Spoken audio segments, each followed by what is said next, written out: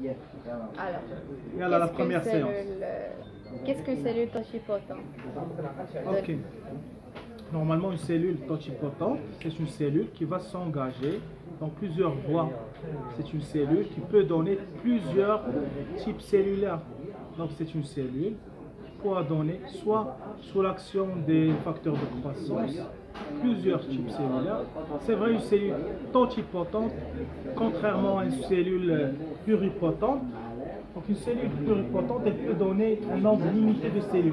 Par contre, la totipotentie, c'est un phénomène caractérisé par le potentiel de générer plusieurs voies, plusieurs cellules, plusieurs différenciations. On va voir l'exemple type, c'est la cellule de zygote. Donc zygote, ça dérive de l'amphimixie, tout simplement, la fécondation entre un gamète mâle et un gamète femelle. Donc cette cellule va donner tout simplement tout l'individu, ça veut dire les organes, l'organogenèse. Bien sûr, si on s'intéresse aux mammifères, c'est juste la partie du bouton embryonnaire qui va donner l'individu. Voilà. Deuxième question. Quelle est la différence fondamentale avec cellule unipotente? Tout simplement, uni veut dire une seule cellule, donc une cellule qui va se diviser via une mitose par exemple, va donner deux cellules filles, sinon il y aura une différenciation cellulaire. Parfois on pourra même avoir une cellule souche, qui peut avoir dans un premier temps une mitose, après il peut subir une méiose, il peut être une cellule souche.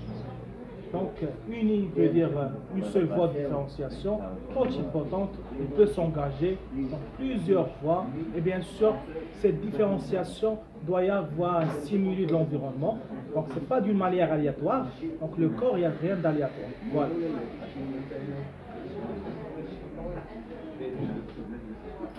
Et là, deuxième question. Mais, c'est pas une question. Zid. Chez la femme enceinte, l'ablation des ovaires pratiquée avant 3 mois provoque l'avortement. En revanche, si l'intervention a lieu plus tard, elle n'a pas d'influence majeure sur la grossesse. Répète à haute voix. Chez la femme enceinte, l'ablation des ovaires pratiquée avant 3 mois provoque l'avortement. En revanche, je vais expliquer. Donc là, on nous dit que chez une femme enceinte, ça veut dire en gestation, l'ablation des ovaires, l'ablation tout simplement, on va enlever, ok?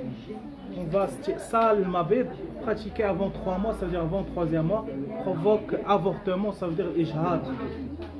Voilà. Tu continues s'il te plaît? En revanche, si l'intervention a lieu plus tard, elle n'a pas d'influence majeure sur la grossesse qui se poursuit normalement. Oui. Normalement, l'ovaire, il a deux rôles. Comme tu sais, il a deux rôles. Un rôle endocrinien, c'est la sécrétion des hormones, donc progestérone et œstrogène. Donc pour qu'il y ait grossesse, pour qu'il y ait fécondation et grossesse après, il doit y avoir un taux qui est maintenu dans le temps stable, bien sûr, en fin de phase post-ovulatoire. Okay? En phase lutéale, on doit avoir une sécrétion stable d'œstrogène et de progestérone.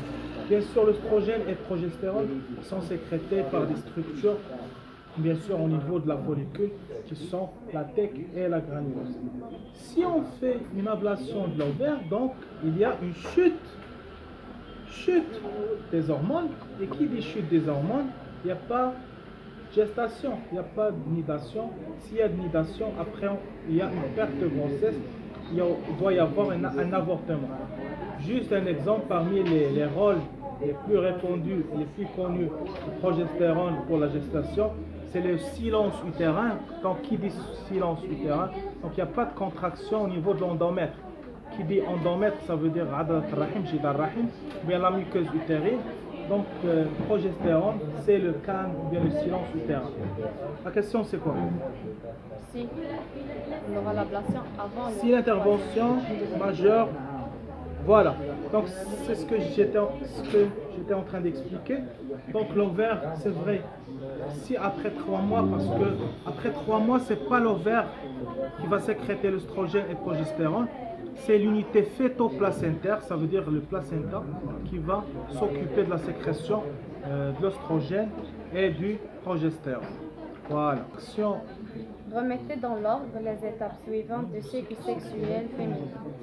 ovulation, menstruation, pic de LH, formation du corps jaune, maturation du follicule. D'accord. Donc, maturation de follicule, qui dit maturation de follicule, tout simplement, c'est la follicule de 2 graphes. Donc, c'est une follicule avec un antre, c'est une follicule antrale. Normalement, l'antre, on va trouver du liquide, des hormones. Normalement, la pression au niveau de la follicule de 2 graphes va augmenter. Parce que tout simplement, il y a les hormones, l'œstrogène, le progestérone. Du coup, la pression elle va augmenter. Il y aura une pression hormonale statique, on ne va pas dire hydrostatique, mais hormonale statique.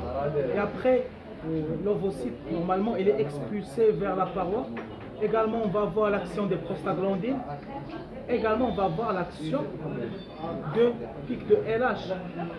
Parce que pour l'ovulation, pour qu'il y ait libération de l'ovocyte 2 bloqué en métaphase de deuxième division, on doit avoir un pic de LH.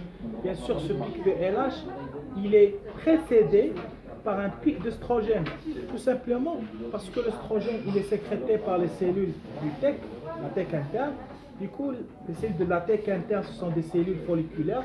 On va les trouver au niveau des follicules. Avec la division des cellules TECales,